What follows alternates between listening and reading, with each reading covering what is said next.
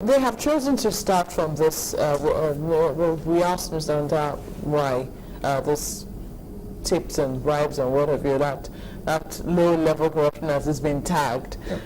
And he says that, perception of a country starts usually from the airport, starting from the international airport, and that there are certain things that they're trying to change there because people begin to make their impressions of Nigeria when they land at the international airport. So it is important that, these kinds of things now be things that used to be in the past. How effective do you think the drive will be? That's the question. Do you think that it will be useful? Do you think it will be successful? Let me put it this way. The present minister is about 7 months old now. 7 months old, and then usually you see there's this urge that yes, we want to do this, and immediately it's announced, it's till everybody goes around and it's going to work. But after the announcement, it dies down, and that's what I foresee here. We're happy today. They want to go international. But beautiful idea to change the image of Nigerians. But what happens after today? One thing is to launch. The other aspect is to implement and monitor. Would we be able to do that? That's a question. What do you think? Sincerely, I have my fears. We are very good at launching, but implementation and monitoring, that has not been very good in the industry. The strategy they say they want to use, they want the aviation agencies to buy into the idea. They said they're not going to post ICPC staff there, and this is also going to be about Nigerians.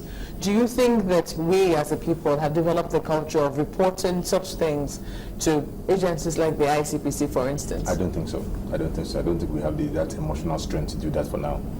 Emotional strength? We don't have the emotional strength to do that, but the economic weakness has pushed the emotional strength away. So I don't think that can work. If the ICPC says they're going to just mobilize the agencies to do it and stay back, well, it won't work. It's more theory than but that means the agencies are the biggest challenge to the fighting of corruption within the aviation industry. Yeah, the aviation are Nigerians. And the Nigerians are seeing what is happening at the top. Just a reflection of the society. So you totally support us having that low-level corruption at the airport so that we can change that image, because it's so sad when people come into the country, you are delayed at the immigration counter, asking unnecessary questions just because somebody wants to rip you off of some money. You are being searched at the camera zone there, and somebody is greeting you for more than 30 minutes. How are you? How's your family? How are your children? Even when he knows that this man is not from this country, he is not tuned to this kind of greetings, just because you want something out of it, and you come out again. It's only here I see that you're asked to open your bag openly, and they search the rummage through your luggage, looking for what?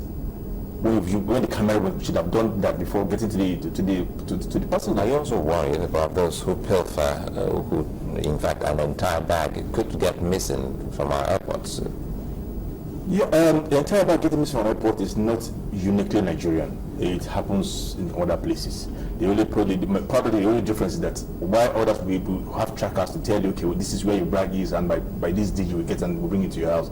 In the Nigerian case, you probably have to come back to the airport and start requesting for your bag, and you can be coming for almost 1 week without getting. That's just about it. But getting missing is not unique in Nigeria. It's a normal thing in the industry. Maybe you can talk about pilferage.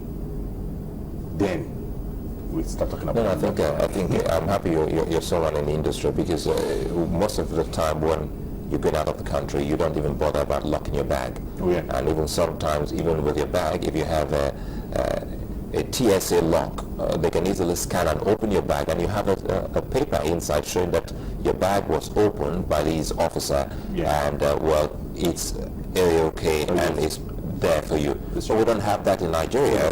So why can't we have people with proper moral standing that can actually work in places where we have our baggage handling? You see, pilferage, misluggages are things that occur in almost all airports. I'll tell you, they occur in almost all airports. Nigeria is no different. You might have a higher degree in Nigeria, and that makes us different. And then like some other African countries too.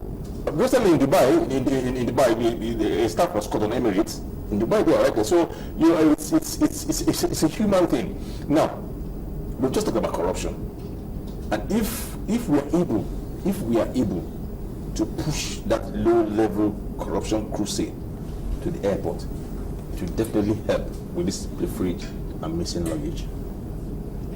Again, if the customer agent thing that the government is just trying to correct now comes out with it, that will reduce the pilferage, because when you delay in processing those bags, that people have time and opportunity to tamper with them.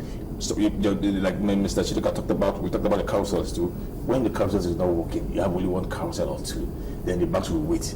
During the process of waiting to get onto the functional carousel, you are giving somebody time to start looking at somebody who made a mistake of not locking his bag. Well, that mistake is not in another country, but here it's a mistake if you don't lock your bag.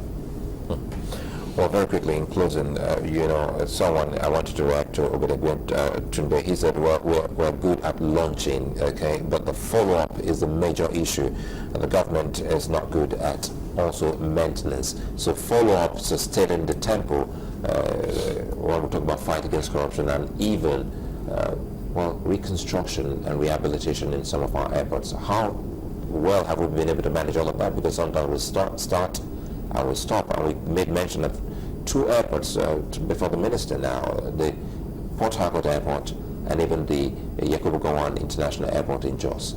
They are in a very sorry state. And they're not alone. I think the only remote that is working right now are the 5 international airports that the Chinese gave loans to. Those are the ones that are really doing something right now. But all the other domestic ones, I think they are stalled now because they are taking. I said it before on the program here that it's a political and economic miracle. No, we thought the government is a continuum at a go. That's not even the issue. That's sourcing for funds for preparing for having a backup. But we thought government is a continuum. When the minister, the former minister left, we thought with the coming in of a new minister we would have seen construction work start. But we haven't seen that, what happened was it was more of a political decision then than economic, and it has come to double us. It was more of a political decision than an economic to take on all the airports at the same time. And none of these airports are available. Well, that's where we have to say. And it's the option now for government to manage it.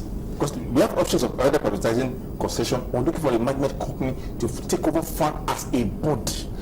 They start the management. Well, that's discussion for another time. Olumide Ohunayo is an aviation analyst. We'd like to thank you so very much for coming on the program this morning. And so as it takes a moment, and when we return, we'll be looking at another issue. Do stay with us.